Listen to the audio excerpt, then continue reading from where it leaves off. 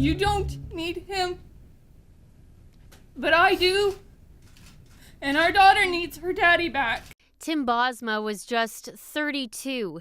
He had a wife and baby girl at home. The young family needed some extra cash, so they posted Tim's truck for sale on Kijiji. In early May 2013, two men, Dylan Millard and Mark Smitch, showed up at his home for a test drive. Bosma was killed within minutes, shot dead inside his own truck.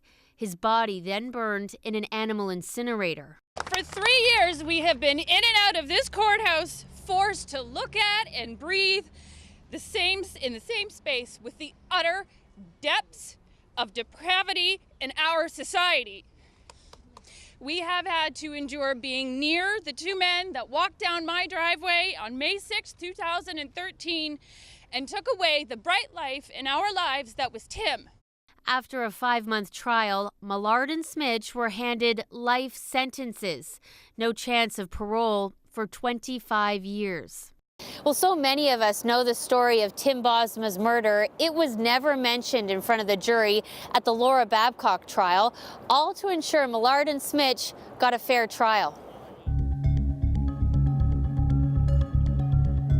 In a 16-page pre-trial motion, Justice Michael Code said Bosma's murder and Babcock's alleged murder were too different. Bosma had never laid eyes on his killers before he was shot, but Babcock knew Millard for years. They briefly dated, and she seemed to harbor a lingering crush on him before she disappeared. There is one glaring similarity: the animal incinerator called the Eliminator. Hours before resting its case, the prosecution made a last-ditch effort. Crown Attorney Jill Cameron argued Millard, acting as his own lawyer, repeatedly tried to mislead the court, suggesting the machine was perfectly innocent, bought to burn garbage, dispose of problem deer on his farm, and start a mobile pet cremation business. While the jury sat outside the courtroom, Cameron said, "The innocent use is a lie, and the jury must know. There is not a shred of evidence that's what it's for. It's to burn humans."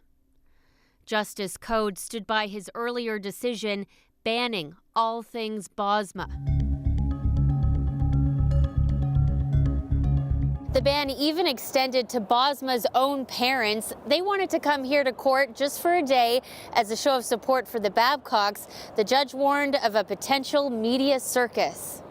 Code said the greatest kind of support they can give the Babcock family is to make sure we get through this trial. I strongly suspect the Babcock family feels the same way.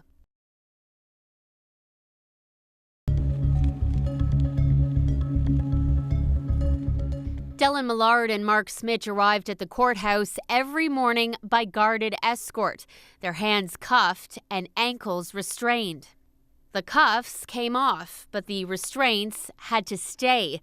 They were more like seat belts. Steel shackles would have been too loud. Heavy black curtains were hung around the desks where they sat, hiding those restraints from the jury. And there was another special accommodation just for Millard, who acted as his own lawyer. To question witnesses and address the jury, he needed somewhere to stand. A tall wooden podium was placed in the center of the courtroom, once again covering up those ankle restraints. Throughout the trial, Millard complained many times to the judge about life in prison and how it was getting in the way of his trying to be a lawyer. One of the biggest problems, he said, was not enough time to shower and shave. Justice Michael Code said he'd look into it.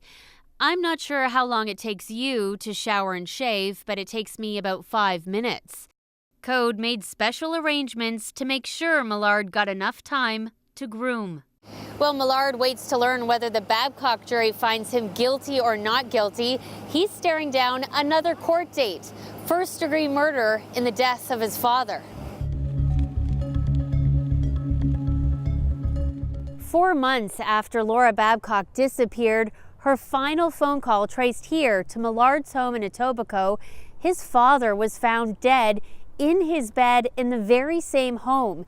He died of a gunshot wound to the eye. His death was initially ruled a suicide.